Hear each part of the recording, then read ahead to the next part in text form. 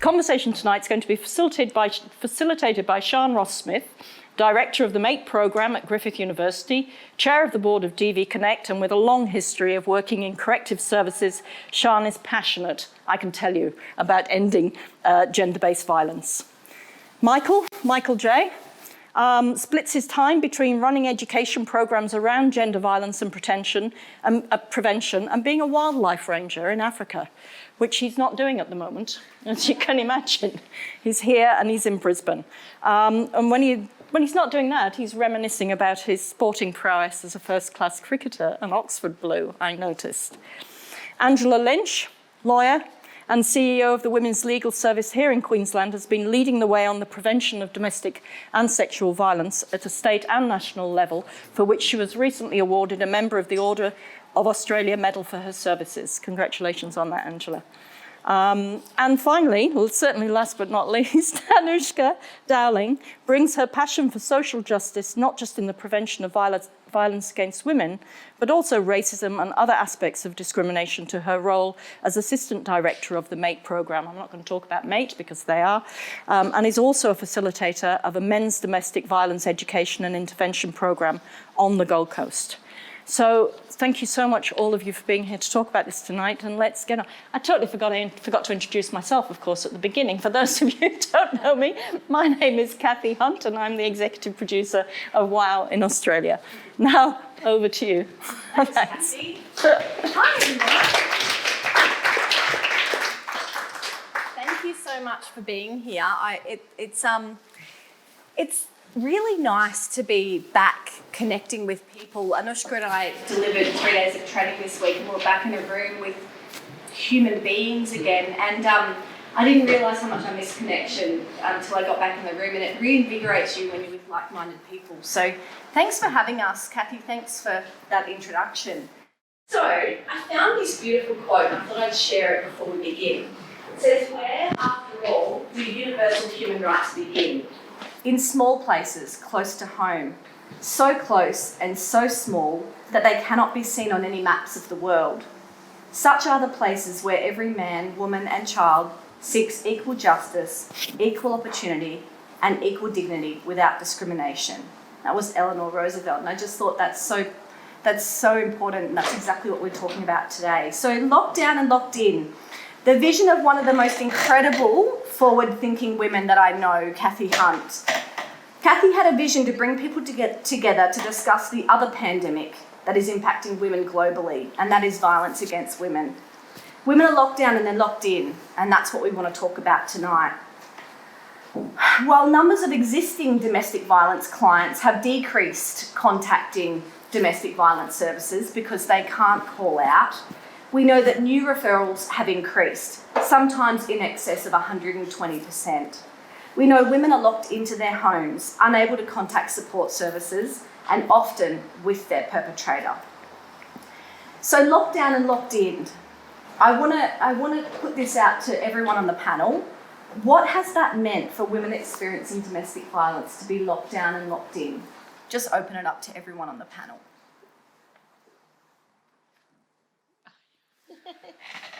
Well, it was an incredible moment, of course, when we saw our leaders come out and say that we had to, those businesses were being shut down, and you saw the Prime Minister making those statements, and you just could not believe it. We just could not believe it. But of course, for some women,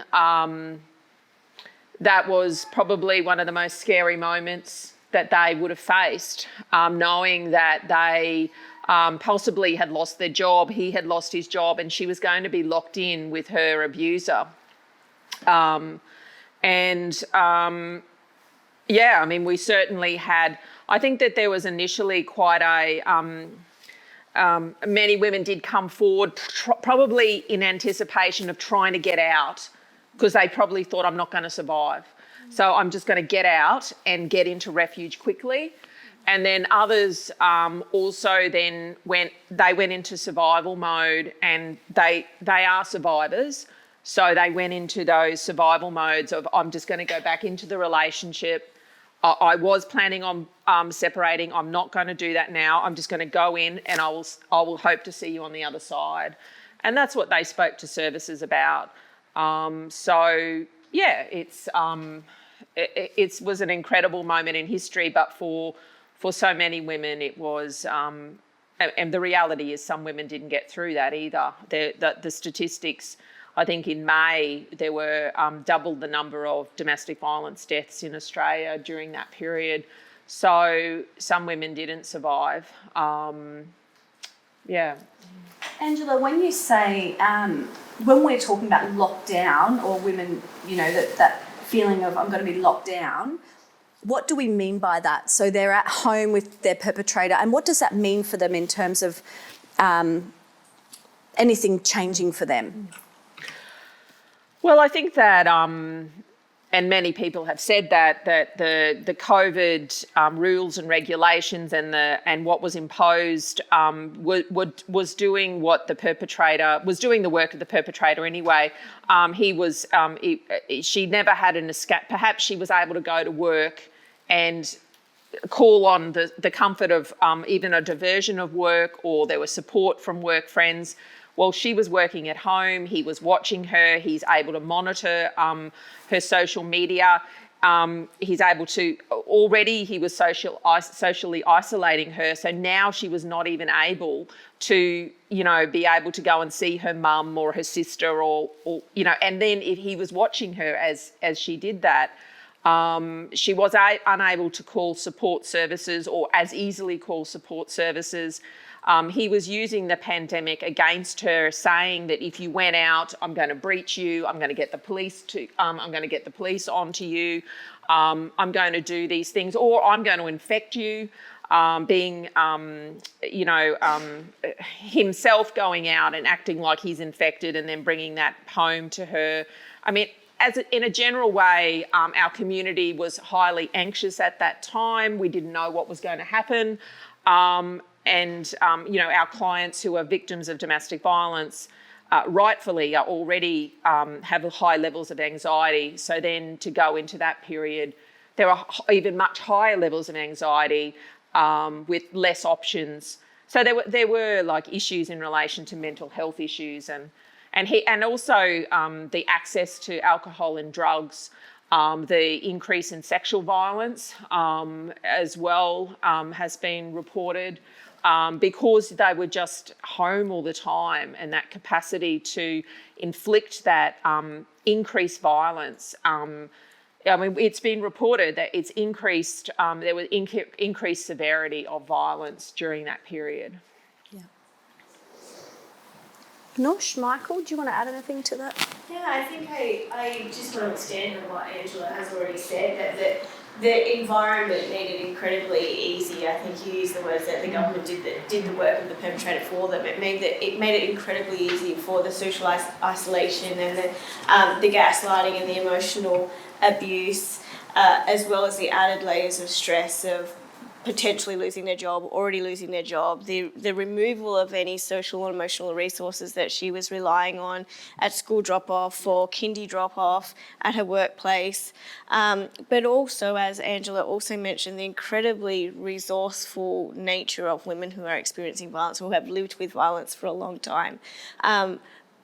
Pulling on those resources and keeping themselves safe in that situation, finding resourceful ways to get in contact with support services and being able to stay safe and stay alive. We've heard so many stories of amazingly creative ways to reach those support services, and it just goes to show that the women who experience this level of violence know exactly how to retreat into that place that's going to keep them safe.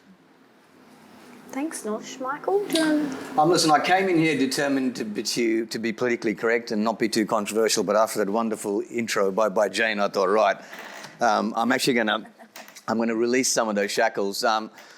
Let me speak perhaps to the excuses that COVID has given men. And I've listened to so much over the last 6 months. And what it's done is it's liberated those men to have a whole lot of excuses for why this is happening. And I'm not just talking only about the sort of literal perpetration of violence, but all the behaviors and the attitudes that are leading to it and leading to their sons and their daughters who are also locked in at home, seeing it and echoing it for some years down the track.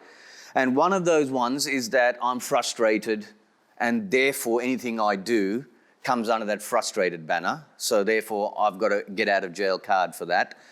But the other one is almost the inability for those men to accept that they can be two things at once. It's almost like if I am restricted at home or isolated or I've lost my job, therefore it is a valid excuse to go, well, if I lash out, what do you expect? I mean, I'm a man and I can't speak and chew gum at the same time sort of excuse. And I just think it's an easy place of retreat, but it's a notion that if something isn't going right in my life because I've lost my job or my income's been decreased or whatever, that then gives me an automatic excuse to perpetrate a whole lot of other transgressions that everyone's meant to forgive. And with that comes a notion that men are suddenly going, I've got to stay home and babysit the kids. I've got to stay home and do some housework. And I'm going, babysit the kids? You mean you've got a part-time job? No. I said, what, you've got an extra part-time job babysitting someone's kids? No, it's my own kids. Well, you babysit your own kids? Like to use the word babysit again is that notion that wasn't their role, but when their wife or their partner does it, that's just something that comes with the territory. But when they magnanimously agree to stay home and babysit the kids or keep the home office quiet because the female partner has got a Zoom meeting, that's a massive favour they're bestowing upon the rest of the world. And I'm determined to, in the next few months, call out some of those excuses, because to me those excuses are so easy. The other men agree with it. And the women have thought, well, we've done this all our lives and no one ever gave us those easy get-out-of-jail cards.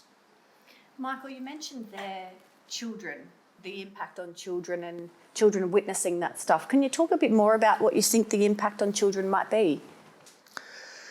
Yeah, what I'm seeing and I'm hearing is that the kids are echoing what they see in terms of the messages that society is giving them. Even during the lockdown period, again, this male-dominated world, the only, online was obviously one world that they could access because that was the way that they did their schoolwork, for example, which then opened up a whole avenue of potential abuses. But part of that is the territory we come with having an online world. We just need to make sure it's safe. But even if they look at the examples that our society gave them during this period, all Australian governments, the one thing they said was more important than anything else was sport. And I've come from a professional sport environment where I made my money playing professional sport, but the notion that the only exemptions granted to society is if you're playing professional sport, we will cut any deals, any favours. And unfortunately, and I speak having been in the industry, professional sport is replete with men with the most toxic attitudes. And there are exceptions, of course, but as a general rule, the main male professional sporting codes have got a history of appalling behaviour. And yet for the young men and women living in their homes, what they see is the governments have said, if we are going to get anything back on track first, it's going to be professional sport. So they extrapolate from that to say that must be what we aspire to. I don't think they're mature enough to understand that sport is bringing in economic benefits and blah, blah, blah. All they extrapolate is the most lauded members of society are these professional men, and then they see the other story, which includes enormous abuses against women and other toxic behaviours, including treating people with racist attitudes, making horrible comments about retarded people, etc. So they extrapolate that sport must be this wonderful currency, must be great, so they try to emulate that. I want to extend on that, Michael, that the other most unaffected industries seem to me to be mining and construction, which again, like Jane said, has forced women or the partners of the predominantly men in those industries into that domestic space without any possibility of leaving. Have we got like 10 days to unpack all of that? Sorry. Okay, this is really important. I've heard instances of perpetrators gathering evidence about their partners during lockdown to use it against them in the family court. as well as homeschooling being the sole responsibility of the mother, and then using it as leverage for her not coping, being mental, having mental health issues, for his excuses for gaining custody of the children. Angela, how has the family court proceedings been impacted by COVID? What are some negatives and perhaps some, if there are positives, for women? Yeah, well, the entire court system, the entire legal, every part of our society was impacted. Obviously, working at the Women's Legal Service, we had a particular focus on the legal system, and one of my colleagues actually sort of joked, like within basically 3 days, we were making decisions, and the courts were making decisions that would invariably have taken 3 years to make, or 10 years to make. So basically, bam, you're not turning up to court anymore. Bam, it's going to be via video. Bam, just suddenly that these things that would have just taken years of policy work and things but sitting behind them, that was just, things had to change very, very quickly. The family court system, for us at the Women's Legal Service, straight away after lockdown, 50 to 90% of our calls to our statewide domestic violence legal helpline were around custody issues and shared parenting arrangements that were disintegrating under COVID, where there's a high percentage of shared parenting, which is a bit of an oxymoron. There shouldn't be. In domestic violence relationships, and it's too complex to go into tonight why that exists, but it does exist. But they were disintegrating under COVID. Women will put up with a lot of bullying and a lot of violence and a lot of harassment, but then when they felt that their children were perhaps could be exposed, or something detrimental could happen to their children, they started to seek help. So we also saw lots of women for the first time. When that happened, we actually wrote to the Chief Justice of the Family Court in Australia, and we said, can you please help our clients? Our clients can't negotiate with the perpetrator, because the first line of response is always negotiate out a reasonable change to circumstances. And that just wasn't possible for our clients. So the kind of things that were happening were that, you have interstate, people lived interstate, suddenly that couldn't happen. You had contact centres that were shutting down. You had arrangements where people were supposed to hand over their kids at schools. The schools were shut down. So these are the things that suddenly it was, or that they were worried about health. He was always, didn't care too much, had people over to his house. Suddenly that became, if you've got an immune suppressant child, that became a health issue if he's having parties and you're handing your kids over. So we wrote to the Chief Justice and really he responded. He actually said, let's have a meeting. We couldn't believe it. We negotiated out, basically, we didn't negotiate anything. We proposed that they did up a specific court list to help victims of violence in these circumstances, and they actually did it. And much to their... and everything was online. There were these process. They made it a lot more of a truncated process, not as difficult to get into court. And within 72 hours, they were getting decisions. And if the family court system in Australia, it's under such incredible pressure. It can take 2 to 3 years to make a usual decision. So within 72 hours, they were making these decisions and providing a level of certainty and oversight and accountability in these situations of domestic violence. So it was amazing. Yeah. So that was a real positive response, I suppose, to a virtually sort of a crisis sort of situation. So we have to hand it to the Chief Justice of the Family Court of Australia for for responding. He didn't have to do that. So I also heard that it's because of you that happened and that you were absolutely leading the way in that space and the conversation. Why were you so passionate about that? Why did you choose to go straight to the Chief Justice and say this has to happen now? I don't know. I think that I just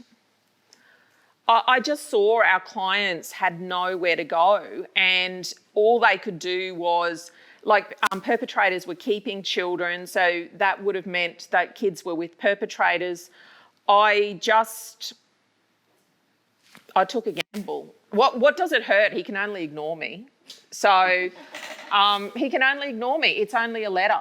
So, and he didn't. So I might write to some more Chief Justices. I don't know. Like, you know, it might become my new hobby. I don't know. So, yeah, look, it's, you don't always get that response. So, but it was an extraordinary time as well. But it does show also people who are able to pivot quickly and who perhaps are able to look at things differently, not in a very sort of staid way, and who were willing to listen to the Women's Legal Service Queensland, which, you know, doesn't always happen. We're not part of the traditional legal folk that they generally would sort of listen to. So, yeah. The cost of doing nothing was too great. The cost of doing nothing was too great. Well, we had client who stopped contact because she was so scared for the health issues around her child, and he just came around to the house and beat her up in front of the children. So you could see that start to happen. So you just like, unless, and they had nowhere to go. So unless someone responded, like in a court or in, you know, there was some institutional response, this was only going to get worse. We're dealing with perpetrators of violence, and basically the consequences could have been quite grave, really. So, yeah, perhaps once that was made clear, I mean, I gave that case example, perhaps that was an impetus. And they were seeing things come through the courts. I mean, 40% there were 40% increase in urgent matters coming through the courts. So they were looking at their own stats, and what I was saying was kind of, you know, sort of teeing up with what they were seeing. So anyway, yeah. Yeah. Anoushka, you work with men who perpetrate violence. How has COVID impacted their behaviour? Are there things you're noticing that you didn't notice before about their behaviour? I know that there's been an increase in strangulation and threats to kill women. So anything that you've noticed that you could share? I can only comment really on the men that I work with on the program every week. And like we said before, things were just made really easy for them, right? So when we were trying to contact them during that lockdown period, they were quite high-spirited, even the ones that had lost jobs, because there was stimulus for them that wasn't there before. There were, like we said, some resourceful women who had, prior to the lockdown, had fled to different parts of the country or even up north, and knowing that he couldn't then come to them. So that created anger for them. I guess the hardest part was that we weren't equipped to run programs virtually or online or via phone. So it was really easy for them to not be contactable. It was really easy for them not to opt in. There were far less consequences for them if they didn't. Retrospectively, fitting an online program to a face-to-face program in that setting was really difficult. And I took the position that at least contacting them and having a one-on-one phone call rather than a group discussion was still a way to keep some sort of monitoring on them. But it was really hard for the most part to contact them, which I found really disturbing. Also not knowing who was in the background when you phoned them, not knowing if the kids or the partners were there, how he was then using the conversation you were having with him against them to further abuse them. There was a lot of parameters given to them around making sure they were alone, which then to me caused concern about what they were doing to make sure that the kids weren't there to hear the phone call or to give them that space. So there were so many concerning aspects, and now coming back into the room face to face, we're still trying to iron out some of those things and get them engaged in that group process again, because they kind of unfortunately got a bit of a free ride there for a bit and didn't have to engage and didn't have to answer the phone, could say that there were technical issues, and we lost sight of them for a good period of time, which really makes me concerned for what those women experienced in that time as well. Absolutely. There's been anecdotal increases in violence against girls from boys in the school environment during COVID, including online. Michael, are you able to explain why you think this might be? Yeah, look, the online thing, as we explained before, the fact that there's that much more time online potentially gives toxic people more time to exploit their bullying tendencies or their tendencies to go there. But I think one of the things that COVID has brought out in that generation is this notion of the looming recession, the competition, the fact that, in 4 or 5 years' time, you're going to have to come out of school or university and live in a COVID world where jobs are going to be that much tougher to get. And I think especially amongst the males that I work with, that sense of competition is drilled into them from the time they're 4 years old, wherever. So as soon as you throw a competitive element into a normal work scenario, they again think, okay, competition now means I have to eliminate anyone else that can potentially be a competitor to me. Even if it's 8 years down the pipeline, they really see competition now as us versus them. And the boys are drilled at a school level to be that competitive. It's a very traditional way of bringing up boys. So I think the looming recession or the looming nature of what's going to happen in their young futures, I think they're taking the wrong end of competition to heart. The other thing I've found in dealing with young school children, is that they're now confined to home, or a lot of the time they're confined to home. And home comes with the words family are thrown around all the time. Families, whenever politicians or governments or legislators want to talk about good things, they throw the word family out there all the time. And yet, this is the only crime that I can think of, and there may be another one, but I can't think of one. It's the only crime that's defined by where it happens. If you think about the number of shark attacks, we don't say another ocean attack, another river attack. We call it by what it was, a shark attack, a crocodile attack, a dog attack. We define it by the animal that did it. And yet, for some reason, domestic violence or family violence is called by where it happens. It doesn't make any sense, because why aren't we brave enough to say it is an attack, a man on woman attack, or in the very rare cases, a woman on man attack in a 1 in 100 or whatever. But why don't we call it for what it is? Why aren't we brave enough to call it for what it is? And the problem with younger people is that when their brains are a little bit immature and the prefrontal cortex hasn't formed, they just take the words and go, oh, it's family violence. Well, it's not actually family violence. The family aren't doing it to you. Domestic violence, the house isn't jumping out and hitting you in the face. It is the person in the house, and that person statistically is a man, is a male.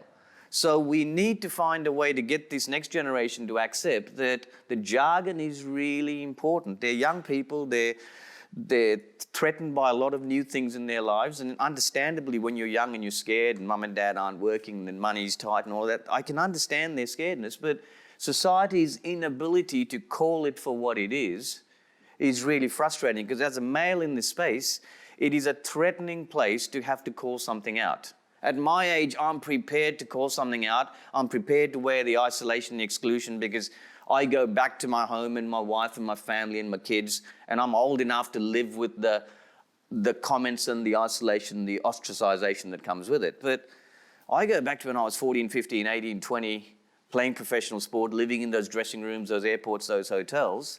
And right now I can say I'm prepared to call it out, but I have to say I suffered by my silence. I thought I was a good bloke, but geez, I was silent through those years. And if I go back 30 years, Shaan, would I speak out? I'd like to think so, but I'm not that convinced I'd be that brave when I was 20 and 16 and 14. What stands in their way? The exclusion of other men or other boys. That notion of you're selling out manhood. One of the most common limiters or silences I get is you're betraying manhood, as if the women in their lives aren't also an important part of their lives. Or the other one, which is an easy one, is you're a man hater. And to me, it's the most illogical thing. To me, it's like, hang on.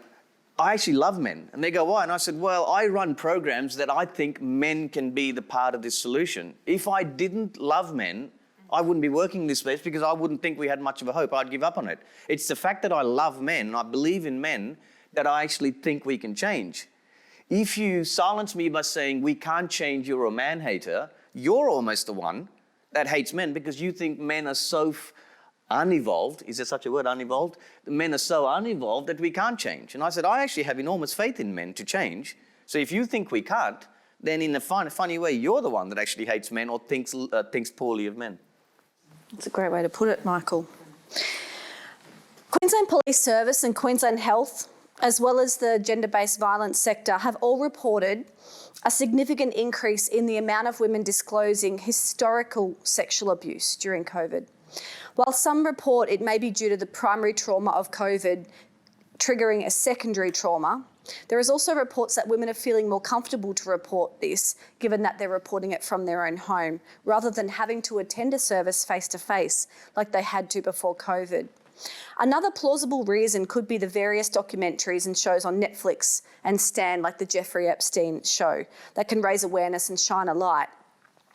I want to focus on the last one just for a moment. What impact do you think that the arts can have on highlighting gender inequality and violence against women? And I'll put that out to everyone. I think they could have an incredibly positive impact. I think, unfortunately, we're seeing that it's disproportionately affecting women, that we don't see the arts operating the way that it used to and may not in the future, given that there are now funding cuts to arts and humanities degrees that will be introduced as well. I think that just in that respect, the message that sends about the importance of the arts is really terrifying for young people as well, and we can't underestimate that. I think that if we're seeing feminist-driven, ethical arts on our screens on Netflix and Stan, they can have a really positive influence on all minds, on young minds in particular, and we can start to get examples of what healthy, equal, safe, positive relationships looks like, because we just don't have those examples at the moment. Conversely to that is that what we are seeing is not examples of healthy masculinity and equal relationships on our screens. And we can't underestimate the impact that has on attitudes and the way that reinforces problematic beliefs around relationships, around our roles as men and our roles of women, the roles of women. And we need really strong leadership in that space to be able to change the way that we're heading so that we can see more positive outcomes. But there's an incredibly important role of the arts and media in eliminating violence against women, in promoting gender equality and social justice in lots of different spaces. Thanks, Noosh. Anyone else want to? Shaan, are we opening up the arts, creating as many opportunities for exemptions and special rules and ways to get the arts industry back on the track? Are we bending as many rules as we are for male-dominated industries? Well, I know the answer to that.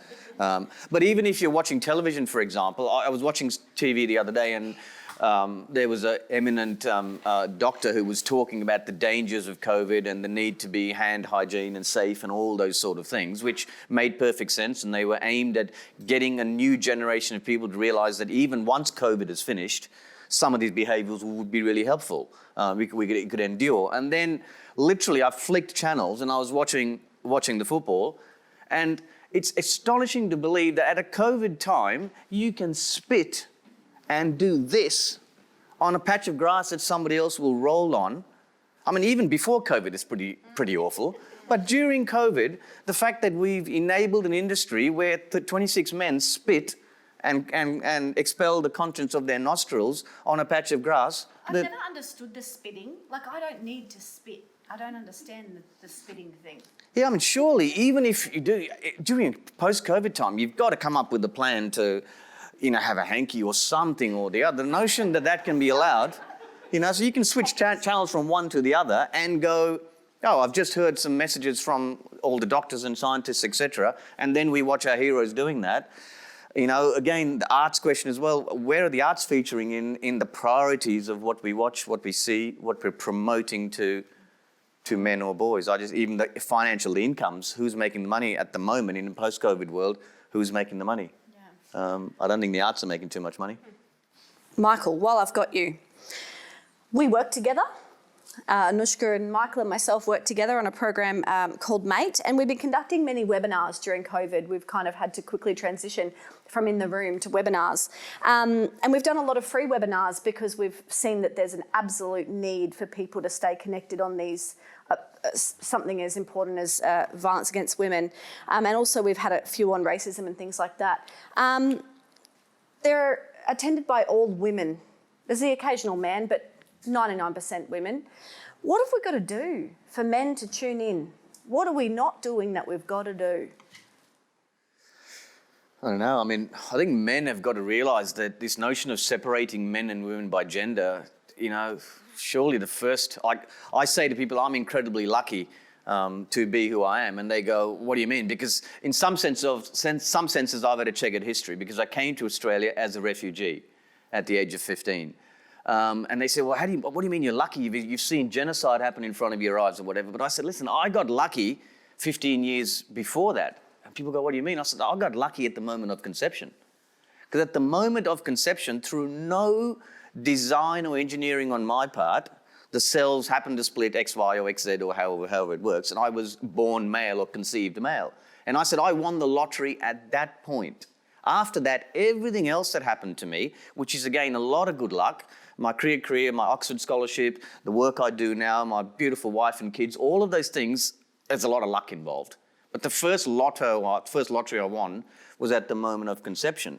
So this notion that they're saying, oh, I'm lucky to be born, I'm born male and therefore I'm superior and I don't want to be part of this conversation. I feel like going, yes, mate, 20, 30, 40 years ago when your mum and dad had that brief moment of ecstasy, you had no luck in it. That was just a random choice that then shaped the rest of your life. So why are we compartmentalising ourselves along male and female? Surely the first definition, I was born human, and after that everything else, black, white, lived on this side of the street or that side of the street, whichever, everything else is just a random event. But I just struggled, even across racism, this notion that I get called, the biggest insult is your lot. Your lot are different. And I sarcastically, what do you mean by your lot? Do you mean the people that breathe oxygen or the people who got 2 eyes and a nose? I'm curious to know what your lot is. But it's the same, if you extrapolate that to sexism or homophobia or whatever, the toxicity, if you're toxic across race, homophobia, etc., I reckon there's a large proportion of people who spread their toxicity across other areas. It's very rare that you find toxic people confine themselves to only this little narrow thing. But also this notion that men and women or black and white or whatever, surely humanity defines us first, and then after that, everything's a bit of a, take it as you come. There you go. Thanks, Michael. So I listened to Gloria Steinem. I don't know if anyone tuned into that last week. It was exceptional. A speech that she made, and I wrote everything down. But there was something that stood out to me. She said, COVID is our teacher and we are here to learn her lessons. And I wonder, Noosh, Jane Caro alluded to it as well there, where she said there's been some positives that have come out of COVID. What are they? And how do we think that in some way COVID could advance gender equality? I think there's a couple of ways. I think there's a advancement of gender equality in the home, which is the shared responsibility stuff. We've all been in the home seeing what it takes to operate it, and that's for most of us been really important. I think that we need to be having some really courageous conversations. If it's not already equal and we're not already sharing the duties, then why not, and what can we be doing to make that happen? I think that part of that is the way that women have been socially conditioned to believe it is their role, and so we have to get really courageous and have conversations, say, hang on a minute, we both occupy this house, we both are raising these children, this is the responsibility of all of us, and that goes right back to buying the Christmas presents and the birthday presents and remembering what's on the weekends and all of those things. The mental load is really important. I think the second really important thing is workplaces and organisations and whoever it may be who are managing people to promote the parts of this working remotely lifestyle that we've found ourselves in that we can continue on forevermore, so that we can work more flexibly, we can share the duties at home, we can share drop-offs and pick-ups and kindy graduations or whatever it may be. Let's not snap back to the way that it used to be, because it's just always been that way. What can we hold on to for the sole purpose of progressing gender equality? And that has to be I think the direction that workplaces and organisations need to take. What can we keep in place for the sole purpose of progressing gender equality, not only in the workplace but at home and globally? Tear down a bit of patriarchy, hey? It's the role of places like the Women's Legal Service to take our clients' issues forward. I only do that. I don't do that because I want to cause a problem. I don't do that because I want to fight with governments. I actually don't like fighting with governments. But I do it because of our clients cannot speak out. So we have to collectively take their wisdom forward. And because many of our clients can't speak out, it's up to advocates to do that, and to do that bravely. And that is very difficult because we're funded by government. So it is a balancing act that goes with always, when you're funded by government, to then speak out against government. But we do it because in the end, I'm not doing it because I'm trying to get at that government. I'm doing it because I absolutely know that our clients need it to be done, and that our clients, this is what our clients are saying. And so I have to take that forward. And that's why I do it. Beautiful. Thank you. Thanks, Angela. I'm going to take it out now to everyone in the audience to see if anyone has any questions for the panel members. Oh, Pfizer. Hi, Pfizer. Hi, everyone. There. Thank you so much for such a fantastic conversation, and Michael in particular, because I think for us, we are always exposed to the view of women, and so it's really refreshing to hear it from a male viewpoint. And I guess the question is for you, Michael. How connected are you with multicultural communities? Because I think in the multicultural communities, the situation is far more different.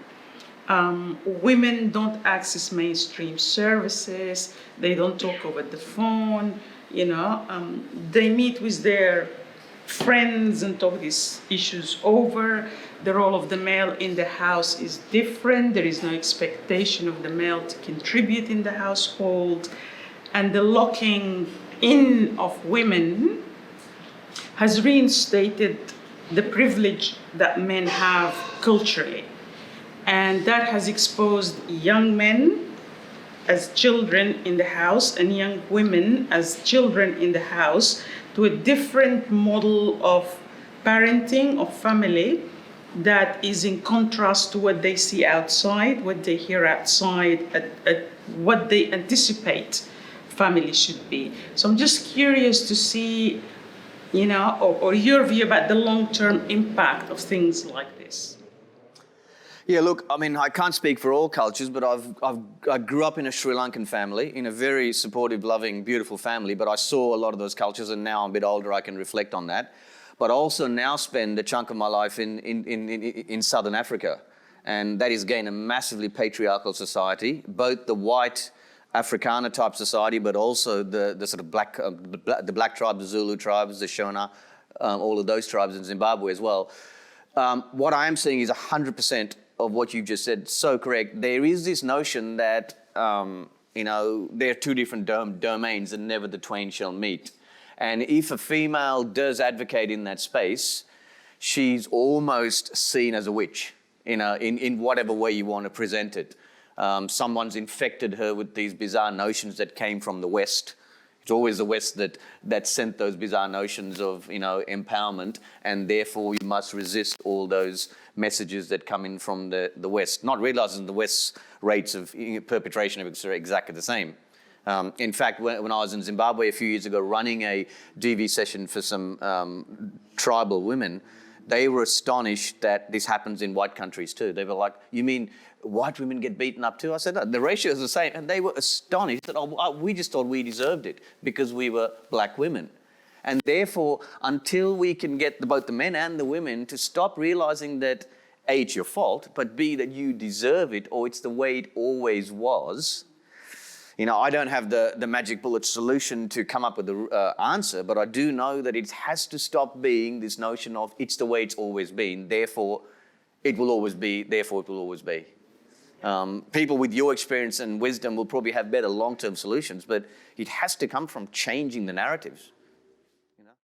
I just think it's so important to have these conversations, and I just want to thank the panelists for actually provoking thought. And I think it's really important that we don't just come to things like this and then walk away and say, oh wow, I went to such an interesting talk the other night, about domestic violence. We actually have to kind of be activists ourselves and actually forward those conversations and actually set some standards around our own, what we accept and what we don't accept around us and in the environments that we're in. So I suppose I always say this whenever there's a conversation like this, to don't just walk away and think, wasn't that a really great event? Walk away and think, well, what do actually I have to do about that personally? And so thank you, Kathy. And I just want to acknowledge you, the opportunities you provide so many people to actually, be better citizens, through a process like this, but the thoughtful agenda that you put together is amazing. These conversations are just incredibly important. So great kudos to you. Thank you so much, but thank you so much to the panel.